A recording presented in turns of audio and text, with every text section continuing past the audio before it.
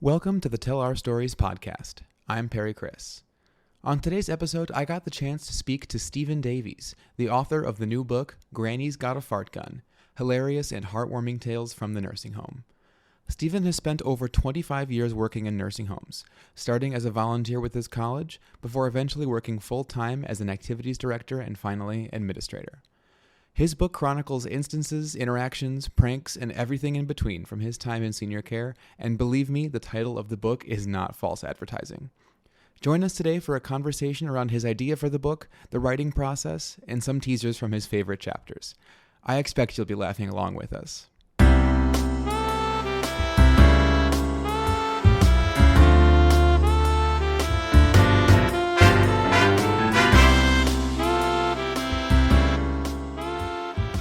Well, thanks so much for taking the time to talk to me today. If you could introduce yourself. Absolutely. I'm Stephen Davies, and I live in Salem, Virginia.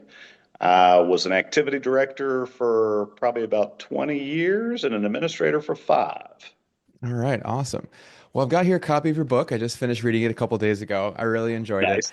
Thank I'd you. love to hear sort of if you could walk me through how you got the idea for the book and sort of how the writing process went. Yeah, well, I think it's one of those things that we all say, like, oh, I could write a book, I could write a book Sure. about all the crazy stuff that I've been through. And I started writing down ideas, I guess, a couple years ago at a conference. Probably wasn't paying attention like I was supposed to, but started writing down all these ideas. But then I put the ideas in a drawer, and, being a nursing home administrator, you just don't have a lot of spare time. I mean, you're on call 24/7 and dealing with all Yeah. sorts of stuff. But I made a career change recently from being an administrator to sales and marketing. And I had a Hmm. couple months in between where I wasn't doing a lot. So I'm like, you know what? Now's the time. I could write this book. Yeah, if not now, when, right? Exactly, Yeah, yeah, exactly. yeah. It's worked out well. I got up every morning, wrote a few chapters, and I wasn't sure if it would go over well, but I wrote a couple chapters, put them on my Facebook page. Everybody seemed to enjoy hearing the funny stories. And I'm friends Yeah, with a lot of the family members, and stuff of residents that I've worked sure. with. And everyone was real supportive. So I was Yeah. like, well, let's keep going with this. And Yeah, yeah, yeah. I love that you mentioned the family members because I'm sure that this yes, is sort of a time capsule for them of, the joy that they got to experience in care. yes, yes. And I changed all the names Right. just to be on the safe side. But I did let most of the family members know they've all been supportive. And I actually had a book release party 2 weeks ago, Oh, and a lot of great. the family members came out. So it was That's it awesome. it was really nice. Yeah, we all kind of reminisced about the particular family members, and Yeah, yeah, it for was real sure. nice. Yeah. So the topic of, nursing homes is obviously not a topic that gets talked about, in ample amounts. Was there any sort of pushback you Right. received when you were looking to publish or start selling this book? No real pushback. But I did some research, and from what I could tell on Amazon and different places, most of the books that I could find about nursing homes were either very informational, just Hmm. about the industry, or they were kind of negative. Talked about the dark side, I guess. Which I'm Yeah, like, of we need a course. good book to talk about the fun stuff, because Yeah. there's so much fun that goes on in these places, and I, Right. and I Right. I think that stuff's starting to come out more. Like, I've seen, nursing homes that have their own TikTok pages and things Yeah. Oh, like yeah. that. So, Hmm. yeah, so I think because of social media, it is coming out more, which I think is fantastic. Absolutely. But yeah, I think the more you know positive things we can get out there, the better. Hmm. So you mentioned it a little bit in the book, but I'd love to hear sort of how you got your start in senior care. What made you get into that industry? Yeah, so I talk about it in the book a little bit.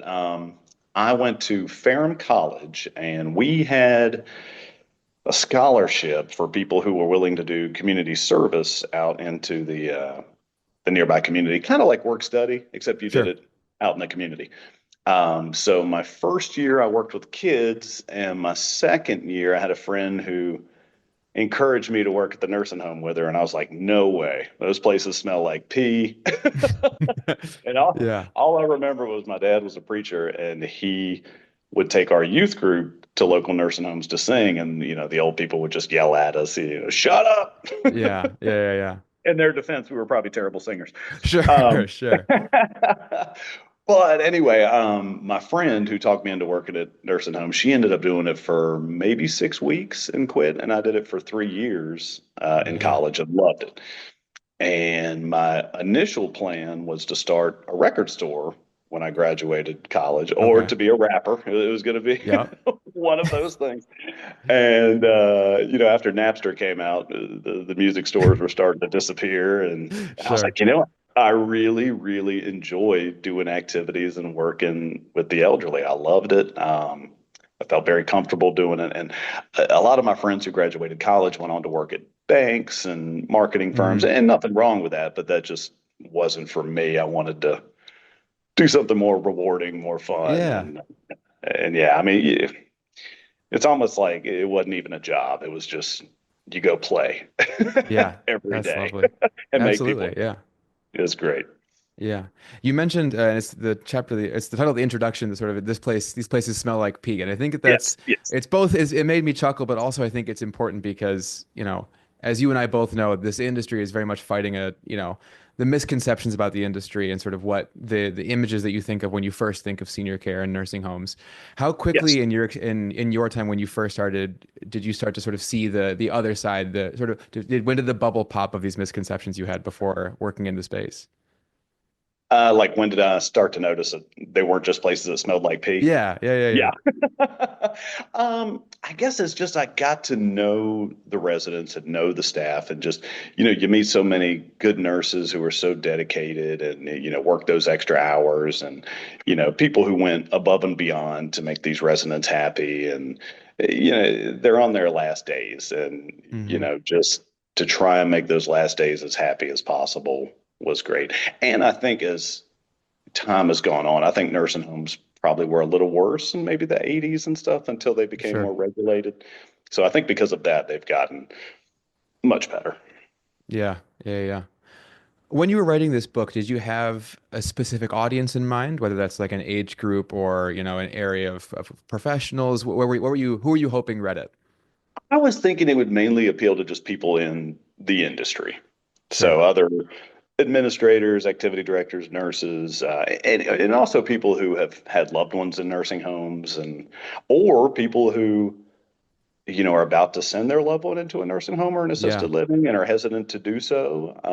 Maybe this would make them feel a little bit better about that Hmm. decision, that, they're not going somewhere and they're going to be Right. locked in a room for the rest of their lives bored. Sure. Yeah. Yeah, yeah, yeah. I can't remember the company, but I saw a commercial for an assisted living, and the family, drops off grandma, and, they're crying and the grandma's acting like she's crying.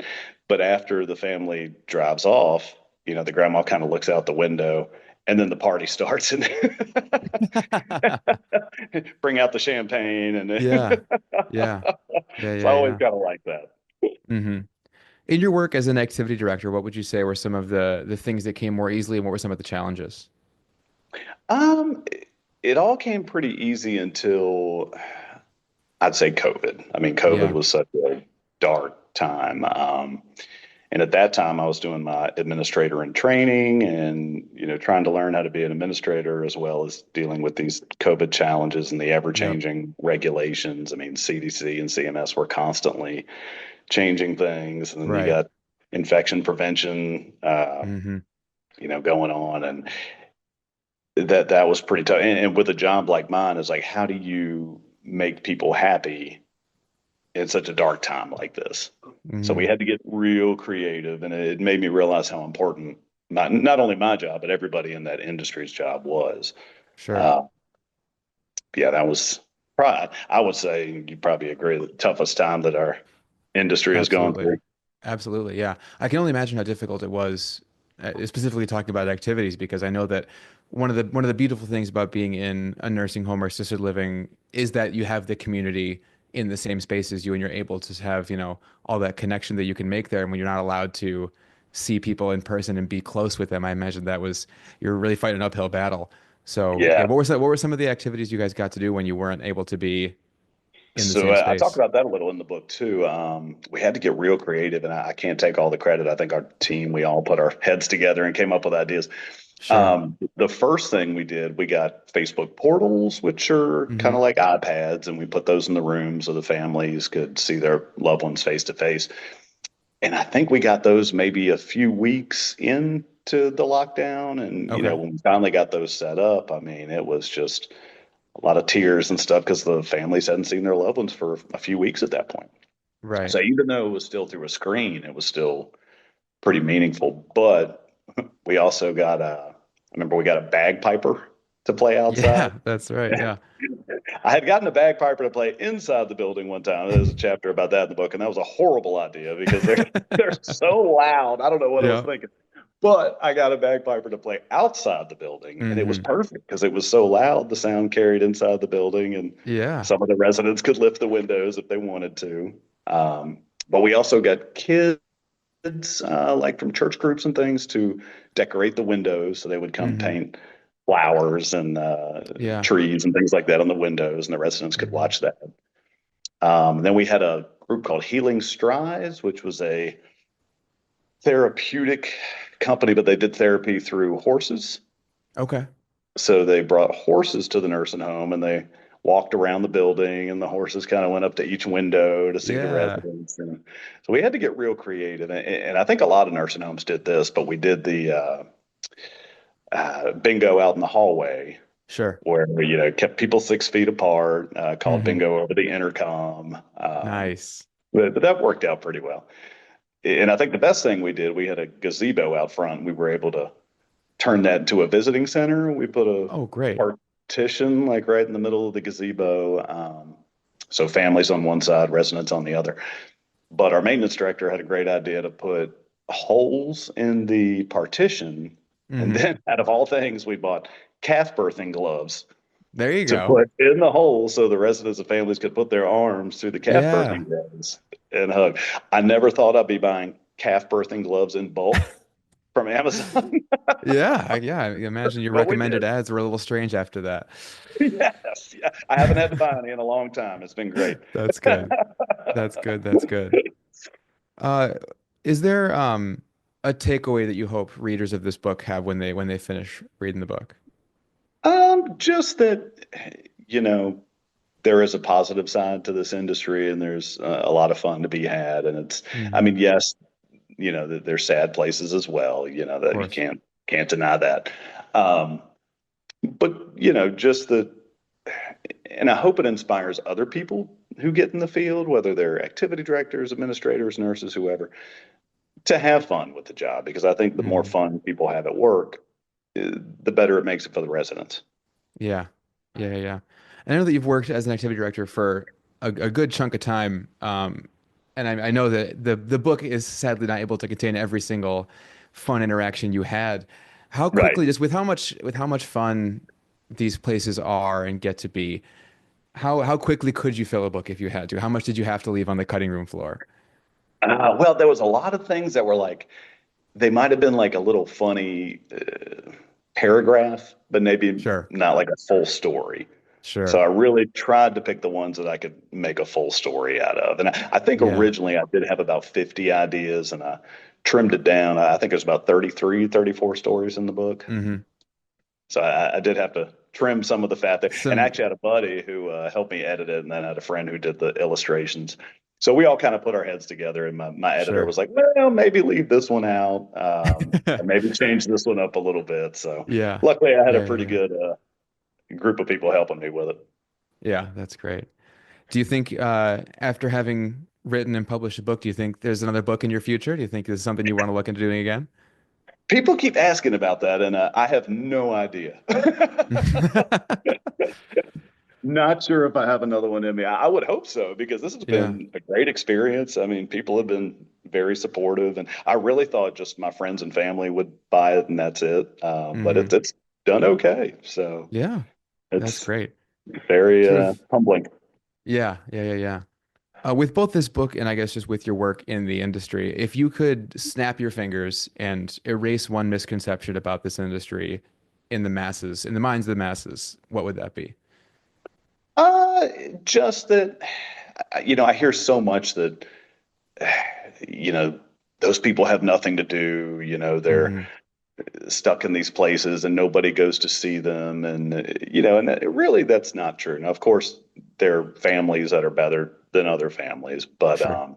there's so many good programs that go on in most of Yeah. these places now, and the volunteer programs. And, you know, I think probably at one time, maybe in the 80s and things, that they weren't great, but I Hmm. think they've gotten way better over the years. And I Yeah. think, again, I said this before, but like with social media, I do think that's helping to shine a light on Yeah. that.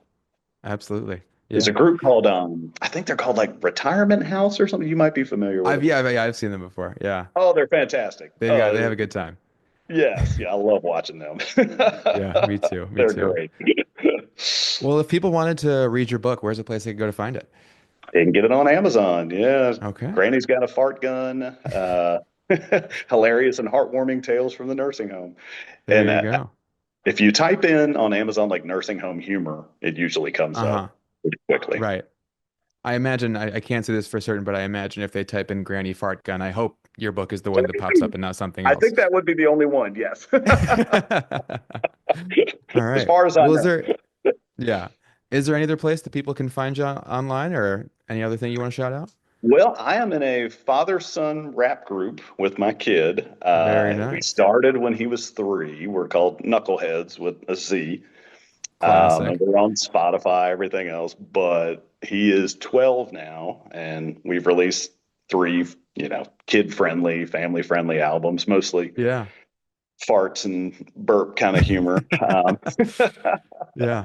But I talk about that in the book as well. And my son Uh-huh. actually, not only does he rap with me, but he also wrote a chapter in the book. He That's thought, right. Yeah. and I agreed, he thought that it would be really funny to just put a completely ridiculous fictional tale right in the middle of the book. And I was like, yep, Yep. let's do it. So he wrote Done. a story called Time Traveling Tootsie about a lady who waves a magical spoon and is able to travel through time. That's great. That's great. All right. Well, thank you so much for taking the time today. I know I had a great time reading your book. I hope other people do Thank as you. well. And so we Thanks appreciate so all much. that you do and for taking the time today. Thank you. Thanks for having me. I appreciate it. Absolutely. My pleasure.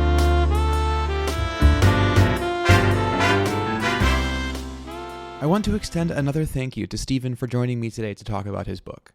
As he mentioned in the episode, the book is available for purchase now on Amazon, and I can say it's worth the read. And as always, you can hear more from us at Tell Our Stories on Facebook, Instagram, and TikTok, or at TOS Senior Care on X and LinkedIn. Additionally, if you want to see the video from today's podcast, you can find the full episode on our YouTube channel. Just search Tell Our Stories. Thanks for tuning in.